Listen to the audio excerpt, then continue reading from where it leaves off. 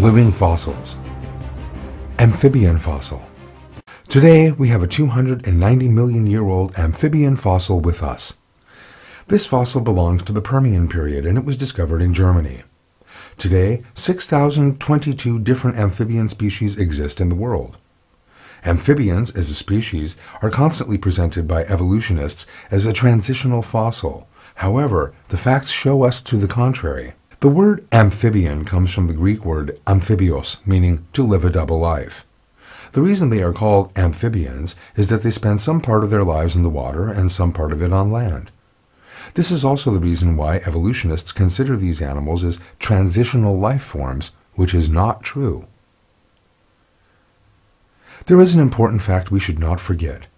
Humanity has been in existence in this world for only a few 100,000 years, whereas other life forms, especially bacteria, have been in existence for billions of years.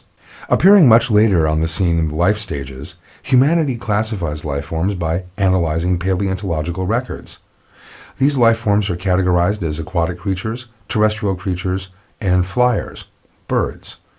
Just because the scientists name certain things as transitional life forms, it does not mean that they are, in fact, transitional life forms, meaning they never went through any process of change or evolution. Although the evolutionists claim it, there was no evolutionary process. This is merely a classification system introduced by a group of scientists. Indeed, when we look into the amphibians, we see that they have been in existence for 290 million years, in other words, since the era of the dinosaurs, and that no amphibian species has undergone any change or evolution. This is quite evident because when amphibian fossils are examined, we do not see any changes between millions of years old fossils and their current forms. We can only learn about life in the past by analyzing fossil records.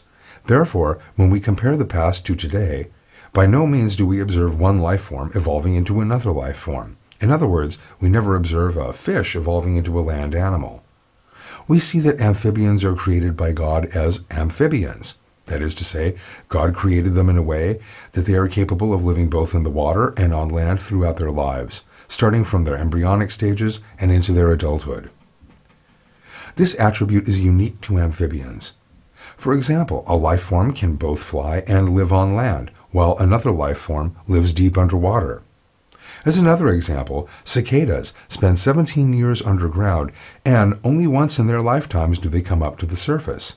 But they both spend their incubation period underground and possess the ability to fly. Does this mean that we should regard them as transitional life forms between worms and birds? Of course not. We cannot make such a claim. Life forms already exist in their current forms, in their perfect and complete forms, which God created them, with attributes that are unique to them, and they continue their lives without evolving into another species.